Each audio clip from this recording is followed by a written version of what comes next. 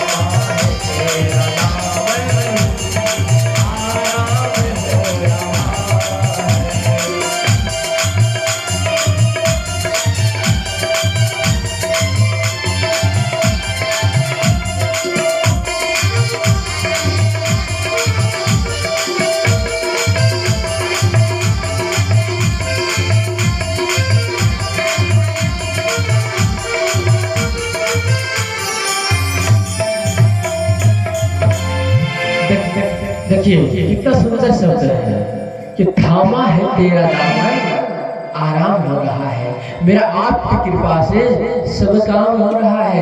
भगत कहता है भगवान आपके कृपा से मेरा सब काम हो जाएगा, आप मुझे बाहर निकालो माँ के गर्भ से।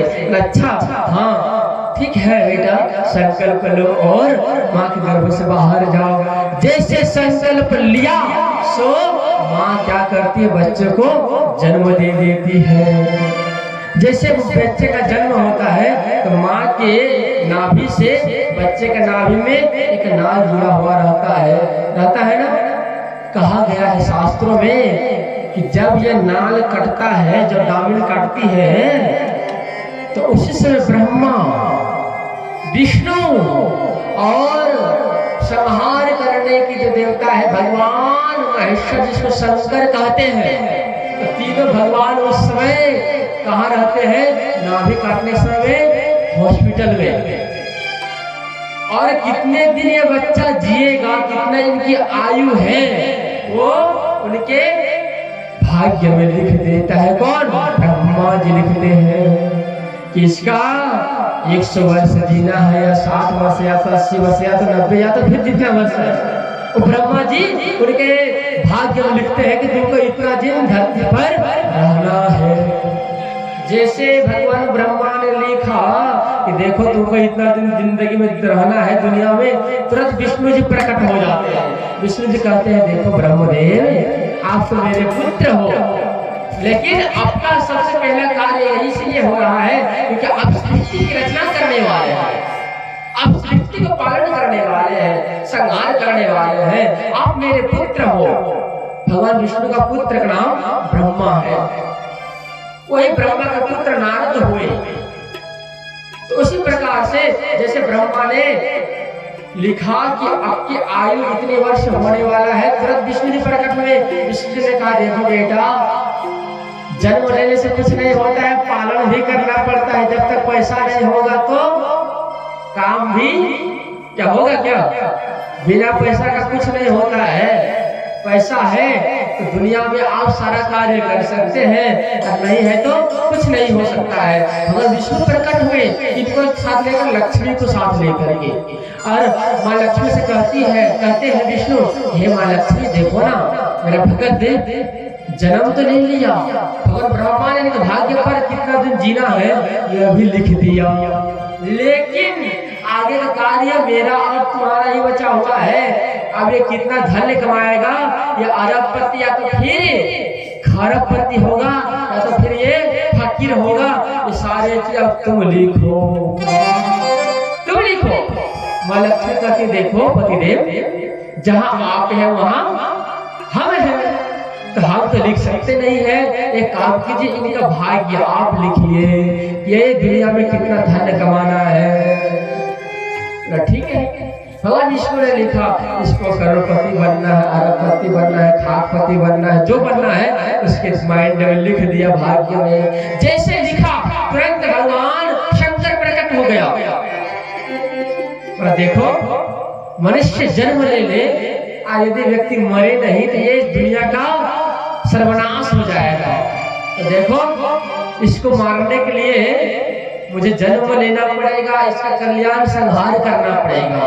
अच्छा बोले हाँ। तो देखो विष्णु जी आपने धन दिया, बराबर है, धन कमाएगा, धन कमाने के बाद अहंकार जब आ जाएगा इसको मैं क्या करूंगा, पापों का नाश करूंगा। मारने का मतलब यह नहीं है कि शरीर को गर्दन काट करके मार दिया तो फिर उसको किसी प्रकार से मार दे। मारने का मतलब ये नहीं होता है। देखिए छोटी सी शब्दों में यह समझे, संहार करने का नाम जो है वो पाप।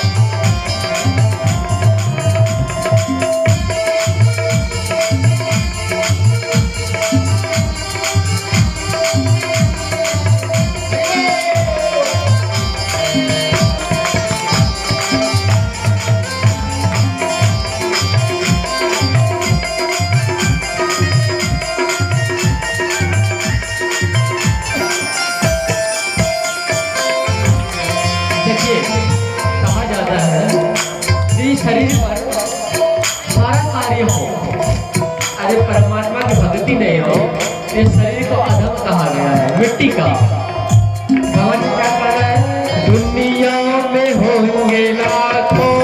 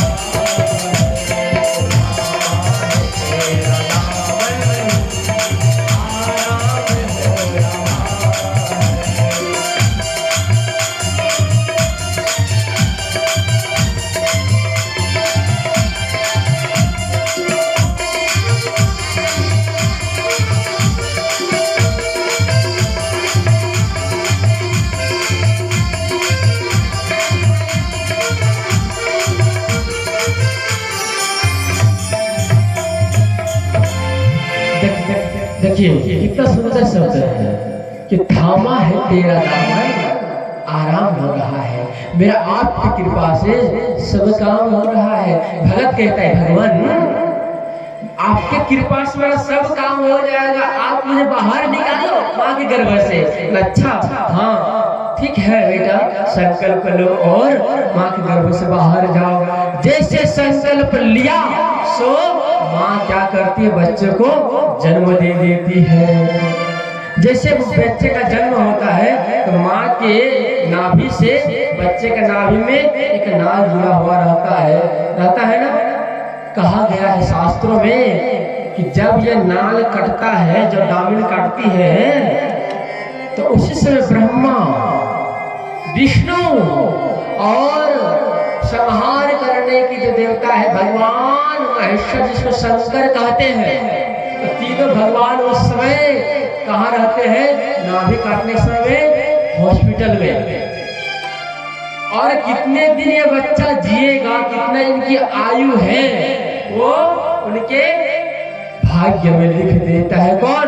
ब्रह्मा जी लिखते हैं कि इसका 100 वर्ष जीना है, या 60 वर्ष, या तो 80 वर्ष, या तो 90, या तो फिर जितना वर्ष है, वो ब्रह्मा जी उनके भाग्य में लिखते हैं कि तुमको इतना दिन धरती पर रहना है। जैसे भगवान ब्रह्मा ने लिखा कि देखो तुमको इतना दिन जिंदगी में रहना है दुनिया में, तुरंत विष्णु जी प्रकट हो जाते हैं। विष्णु जी कहते हैं देखो ब्रह्मदेव आप तो मेरे पुत्र हो, लेकिन आपका सबसे पहला कार्य यही से ये हो रहा है क्योंकि आप सृष्टि की रचना करने वाले हैं, आप सृष्टि को पालन करने वाले हैं, संहार करने वाले हैं, आप मेरे पुत्र हो। भगवान विष्णु का पुत्र का नाम ब्रह्मा है, वही ब्रह्मा का पुत्र नारद हुए। तो उसी प्रकार से जैसे ब्रह्मा ने लिखा कि आपकी आयु इतने वर्ष होने वाला है, तुरंत विष्णु जी प्रकट हुए। विष्णु जी ने कहा देखो बेटा, जन्म लेने से कुछ नहीं होता है, पालन भी करना पड़ता है। जब तक पैसा नहीं होगा तो काम भी क्या होगा? क्या बिना पैसा का कुछ नहीं होता है। पैसा है तो दुनिया में आप सारा कार्य कर सकते हैं, और नहीं है तो कुछ नहीं हो सकता है। भगवान विष्णु प्रकट हुए, इनको साथ लेकर लक्ष्मी को साथ लेकर के, और माँ लक्ष्मी से कहते हैं विष्णु, हे माँ लक्ष्मी देखो ना, मेरा भगत जन्म तो नहीं लिया, भगवान ब्रह्मा ने भाग्य पर कितना दिन जीना है यह भी लिख दिया, लेकिन आगे का कार्य मेरा और तुम्हारा ही बचा हुआ है। अब ये कितना धन कमाएगा, ये अरबपति या तो फिर खरबपति होगा, या तो फिर ये फकीर होगा। ये सारे चीज अब तुम लिखो। माँ लक्ष्मी कहती देखो पतिदेव, जहाँ आप हैं वहाँ हम हैं, तो हम तो लिख सकते नहीं है। एक काम कीजिए, इनका भाग्य आप लिखिए, ये दुनिया में कितना धन कमाना है। ठीक है, भगवान विष्णु ने लिखा इसको करोड़पति बनना है, अरबपति बनना है, खाकपति बनना है, जो बनना है उसके माइंड में लिख दिया भाग्य में। जैसे लिखा तुरंत भगवान शंकर प्रकट हो गया। और देखो मनुष्य जन्म ले ले, यदि व्यक्ति मरे नहीं तो ये दुनिया का सर्वनाश हो जाएगा। तो देखो इसको मारने के लिए मुझे जन्म लेना पड़ेगा, इसका कल्याण संहार करना पड़ेगा। अच्छा बोला हाँ। तो देखो विष्णु जी आपने धन दिया, बराबर है, धन कमाएगा। धन कमाने के बाद अहंकार जब आ जाएगा इसको मैं क्या करूंगा, पापों का नाश करूंगा। मारने का मतलब यह नहीं है कि शरीर को गर्दन काट करके मार दिया तो फिर उसको किसी प्रकार से मार दे। मारने का मतलब ये नहीं होता है। देखिए छोटी सी शब्दों में यह समझे, संहार करने का नाम जो है वो पाप